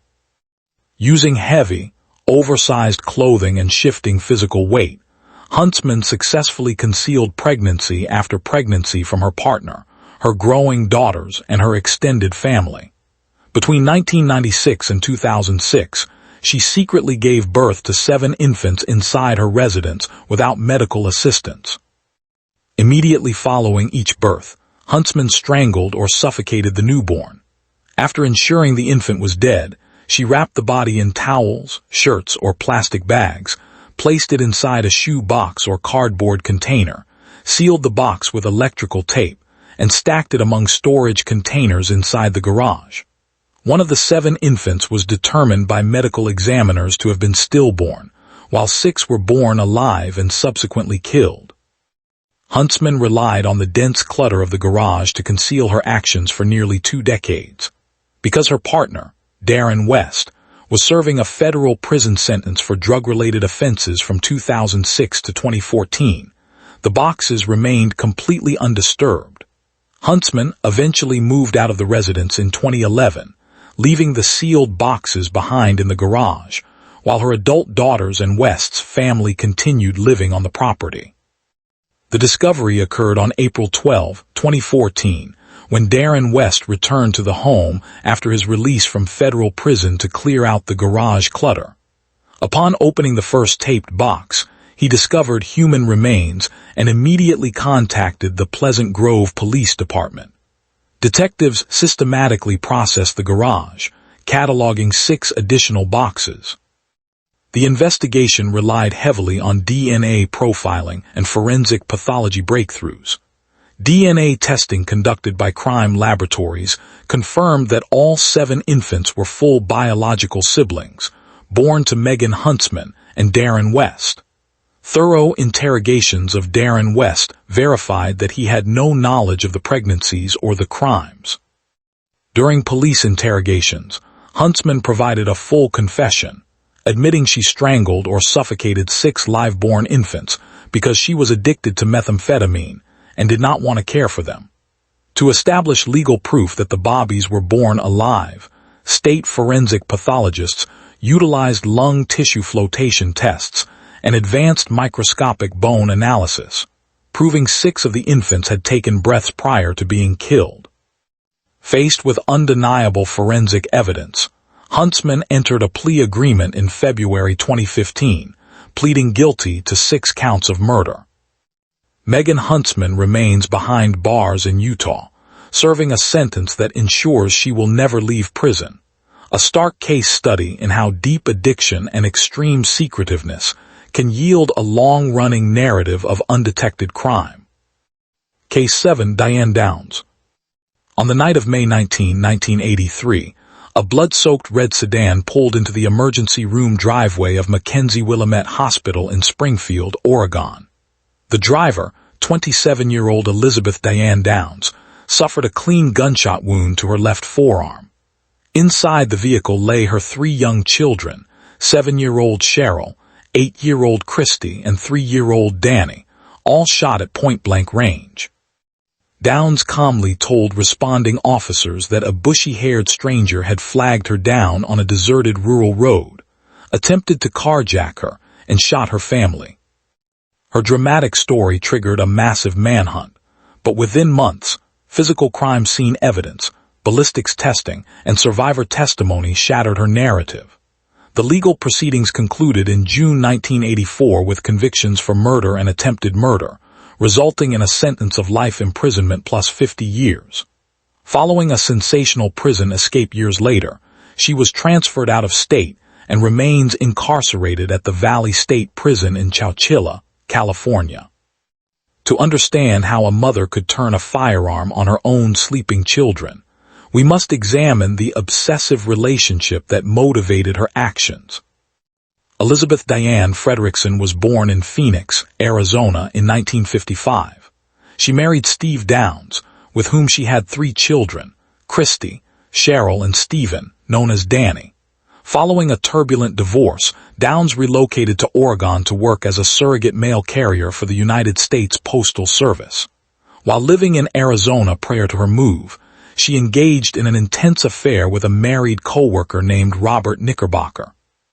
Although Downs became obsessively fixated on Knickerbocker, he made it explicitly clear that he had no intention of leaving his wife to help raise 3 young children.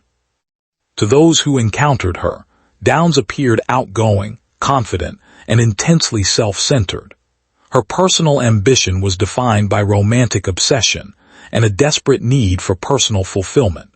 She viewed her 3 young children not as family members to protect, but as financial and emotional obstacles standing directly between her and a permanent relationship with the man she obsessed over.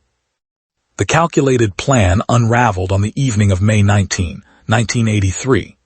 Downs loaded her sleeping children into her sedan and drove down Old Stagecoach Road, an isolated rural route outside Springfield, Oregon.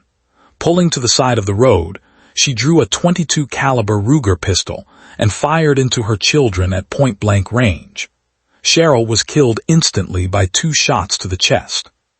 Christy suffered a severe chest wound that triggered a massive stroke, while 3-year-old Danny was struck in the spine, leaving him permanently paralyzed.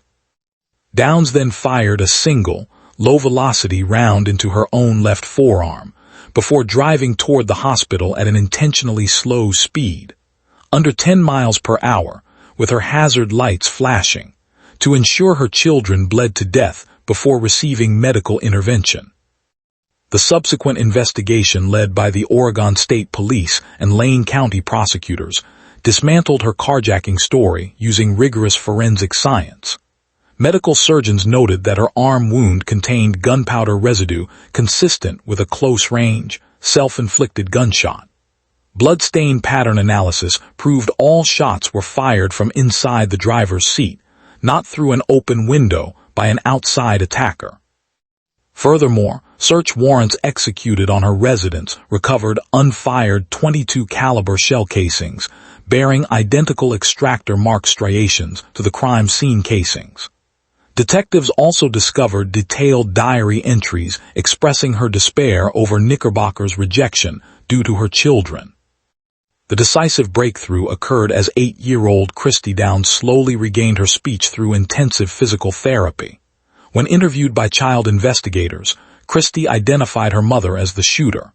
During the trial in May 1984, Christy took the witness stand, pointed across the courtroom at Diane Downs, and testified that her mother was the person who shot them.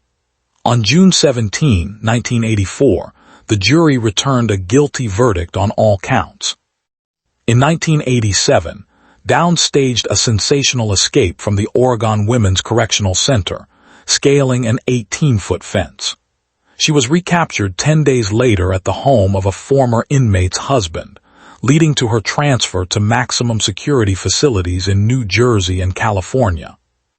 Diane Downs remains incarcerated in California, having been repeatedly denied parole. A chilling case study in how narcissistic obsession and calculated deception can destroy young lives. Case 8. China Arnold. On November 27, 2006, homicide detectives in Dayton, Ohio, arrested 26-year-old China Arnold, charging her with aggravated murder. The arrest followed a 15-month forensic investigation into the death of her 28-day-old infant daughter, Paris Tawley. Medical examiners had uncovered an unprecedented cause of death involving severe internal thermal radiation without external flame charring. Her arrest initiated a lengthy legal journey involving 3 separate trials due to procedural delays and witness shifts. The legal process culminated on May 20, 2011, when a jury convicted China Arnold of aggravated murder, resulting in a sentence of life imprisonment without the possibility of parole. She remains incarcerated at the Ohio Reformatory for Women in Marysville. To understand how an infant's life was destroyed, we must examine the personal volatility and domestic disputes that preceded the crime. China Arnold grew up in Dayton, Ohio. Her early adult life was defined by personal instability, severe alcohol abuse, and prior minor legal infractions. In July 2005, she gave birth to her daughter, Paris, while living with her boyfriend, Terrell Tawley. To those around her, Arnold appeared volatile, impulse-driven, and highly reactive under the influence of alcohol. Her personal ambition was defined by emotional possessiveness and an intense fear of abandonment. In the weeks following the infant's birth, intense arguments broke out between Arnold and Tawley regarding the child's biological paternity, with Tawley repeatedly questioning whether he was the biological father. The conflict reached a fatal point during the early morning hours of August 30, 2005. Following a heavy drinking binge that culminated in another heated confrontation with her boyfriend over paternity inside their Dayton apartment, Arnold took 28-day-old Paris into the kitchen while heavily intoxicated. She placed the infant into a high-wattage microwave oven, closed the door, and activated the appliance for a cycle lasting over 2 minutes. The high-frequency electromagnetic radiation heated the infant's internal organs and body fluids to extreme temperatures, causing catastrophic internal thermal destruction. Following the act, Arnold placed the infant back into her crib, pretending nothing had occurred. Later that afternoon, she brought the lifeless baby to Children's Medical Center in Dayton, claiming she had found the child cold and unresponsive in her bed. The subsequent investigation involved the Dayton Police Department, the Montgomery County Coroner's Office, and specialized forensic research pathologists. When medical personnel examined the infant, they observed that while her skin bore no external soot, charring, or chemical blistering typical of a house fire or boiling liquids, her internal core temperature exceeded 107 degrees Fahrenheit, causing total organ failure. Pathologists concluded that the only mechanism capable of destroying internal organ tissue while leaving the external skin largely intact, without smoke inhalation, was high-wattage microwave radiation. This medical breakthrough provided the objective proof needed to dismantle Arnold's changing stories, which had attempted to blame neighborhood rivals or outside babysitters. During her third trial in Montgomery County Common Pleas Court in May 2011, prosecutors introduced testimony from jail cellmates to whom Arnold had confessed, admitting she placed the baby into the microwave because she feared her boyfriend would leave her if he proved the child was not his. On May 13, 2011, the jury returned a guilty verdict for aggravated murder. China Arnold remains behind bars in Ohio, serving a sentence of life without parole, a case that stands as a stark forensic landmark in how physical science can prove truth in the face of extreme deception. Case 9, Amy Bishop. On February 12, 2010, law enforcement officers in Huntsville, Alabama, apprehended 44-year-old neurobiologist Dr. Amy Bishop outside the Shelby Center for Science and Technology at the University of Alabama in Huntsville. Minutes earlier, during a routine biology department faculty meeting, Bishop had drawn a 9mm handgun and opened fire on her colleagues, killing 3 faculty members and critically wounding 3 others. Her arrest sent shockwaves through academia, but the national media scrutiny that followed unraveled an even darker secret. The campus shooting forced Massachusetts law enforcement to reopen a 24-year-old cold case, revealing that Bishop had previously shot and killed her biological brother in 1986, an incident originally covered up and dismissed as an accident due to local political influence. The legal proceedings concluded in September 2012, when Amy Bishop pleaded guilty to capital murder, receiving a sentence of life imprisonment without the possibility of parole. Today, she remains incarcerated at the Julia Tutwiler Prison for Women in Wetumpka, Alabama. To understand how an accomplished Harvard-educated scientist escalated to mass violence, we must examine the hidden privilege and violent instability that defined her early life. Amy Bishop grew up in Braintree, Massachusetts, in an affluent household. She was academically gifted, completing her undergraduate studies before earning a doctorate in genetics from Harvard University. In 2003, she was hired as an assistant professor of biology at the University of Alabama in Huntsville, living with her husband, James Anderson, and their 4 children. To outside observers, Bishop possessed an elite academic background and an impressive intellectual pedigree. Her identity was entirely defined by intellectual superiority, academic recognition, and professional status. Beneath her credentials, however, laid a long-documented history of intense volatility, severe paranoia, and violent outbursts whenever her professional competence or authority was challenged. The origin of her unchecked behavior dated back to December 6, 1986, when 21-year-old Amy Bishop loaded a 12-gauge shotgun inside her family's Braintree home and shot her 18-year-old brother, Seth Bishop, directly in the chest. Following the shooting, she fled the house with the loaded weapon, ran down the street, and held employees at a local auto dealership at gunpoint before being tackled by police officers. Despite the clear sequence of violent actions, no formal charges were pursued. At the time, Braintree's police chief maintained close personal ties to Bishop's mother, who served on the local police town council. The official investigation was abruptly halted, police records were locked away in a safe, and the death of Seth Bishop was ruled an accidental discharge. This political protection allowed a killer to walk free for over 2 decades and pursue an academic career without a criminal record. By 2009, her academic career hit a definitive roadblock. The tenure committee at the University of Alabama in Huntsville formally denied Bishop's application for permanent academic tenure, meaning her employment contract would expire at the end of the 2009-2010 academic year.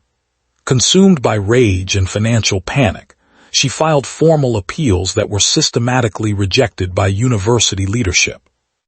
The trajectory reached a fatal point on February 12, 2010. Bishop attended a weekly biology department faculty meeting on the 3rd floor of the Shelby Center. She sat quietly at the conference table for 50 minutes. When the department chair moved to routine administrative topics, Bishop stood up, drew a 9mm Ruger semi-automatic handgun from her handbag, and fired methodically at her colleagues' heads at close range. Department Chair Dr. Gopi Padilla, Dr. Maria Ragland Davis, and Dr. Adriel Johnson were killed instantly. Dr. Louis Cruz Vieira, Dr. Joseph Leahy, and staff member Stephanie Montixiolo suffered severe, critical gunshot wounds. After firing 9 rounds, her handgun jammed. Surviving professors seized the moment to force Bishop out of the conference room and barricade the door. Bishop dropped the weapon in a restroom trash can and attempted to blend in with fleeing students before officers intercepted her outside the building. The mass shooting triggered intense investigative scrutiny by federal agents and investigative journalists into her past.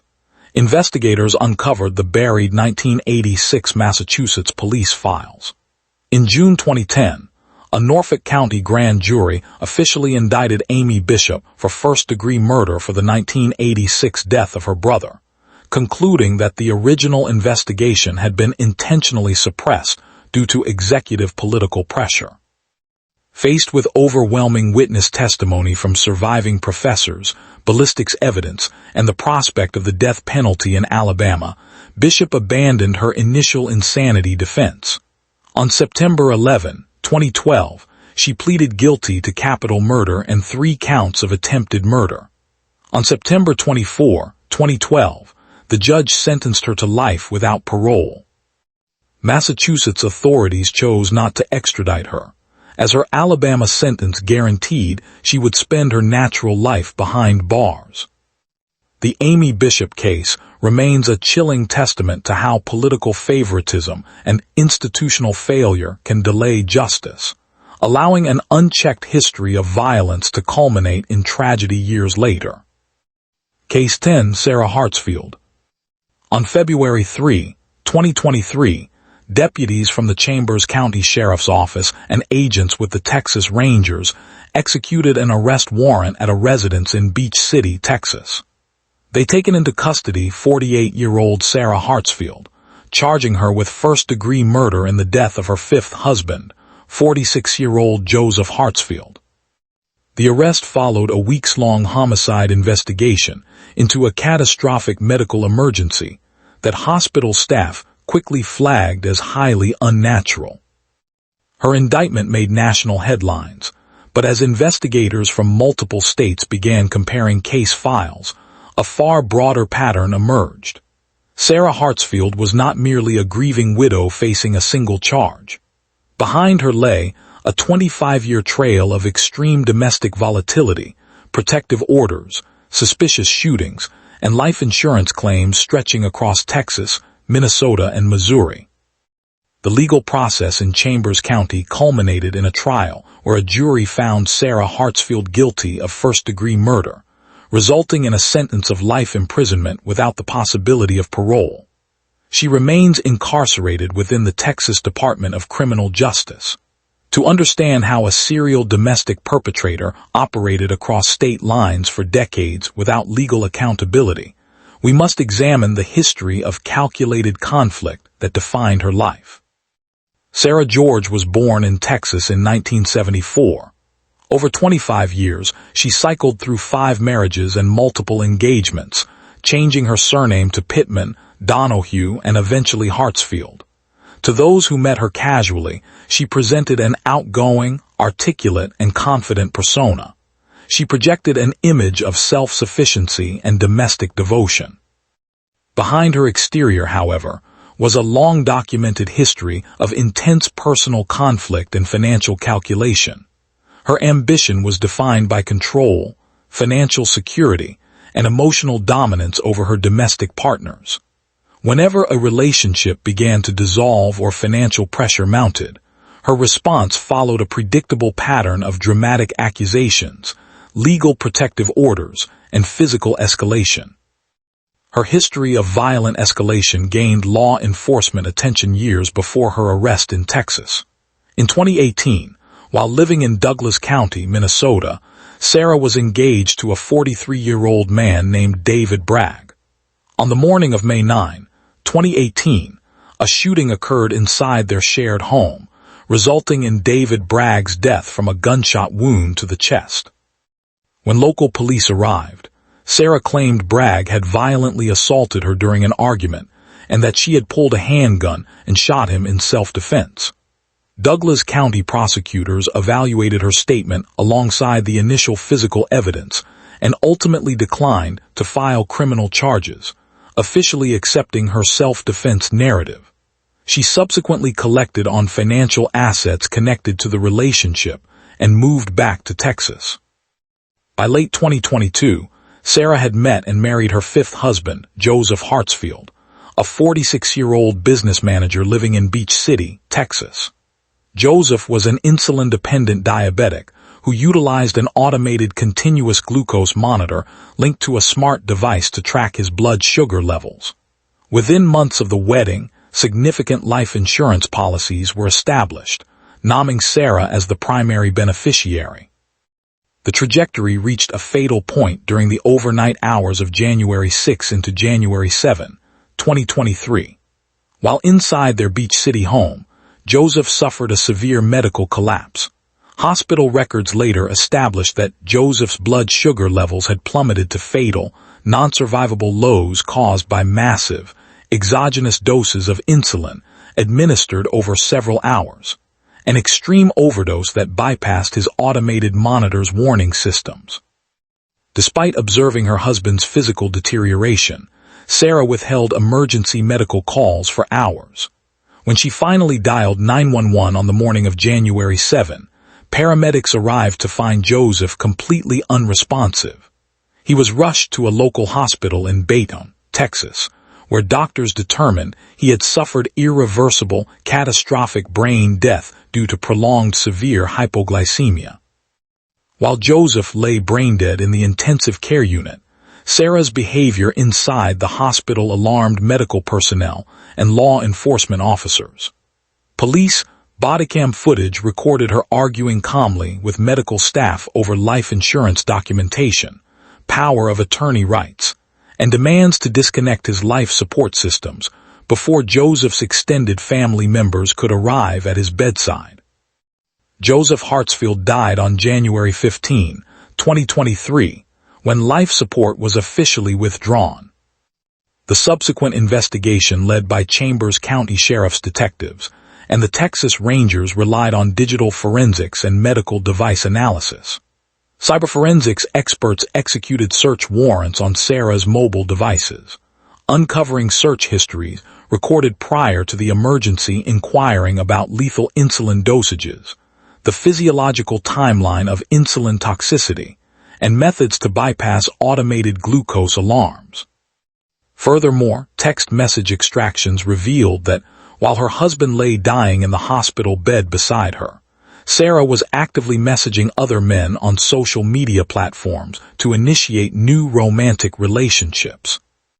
The arrest in Texas triggered immediate action across state lines. Observing the forensic evidence of scene manipulation and medical device tampering in Texas, Minnesota law enforcement authorities officially reopened the 2018 homicide investigation into the shooting death of David Bragg, re-examining original ballistics, blood spatter evidence, and physical positioning for indicators of crime scene staging. During her trial in Chambers County, prosecutors presented a detailed, fact-driven case highlighting the digital search records, insulin toxicity timelines, financial insurance policies, and recorded hospital bodycam footage. The defense attempted to argue Joseph's death was a self-administered accidental overdose, but the forensic evidence showing deliberate device manipulation and delayed emergency reporting proved conclusive. The jury returned a verdict of guilty for first-degree murder, and the court sentenced Sarah Hartzfield to life in prison without parole.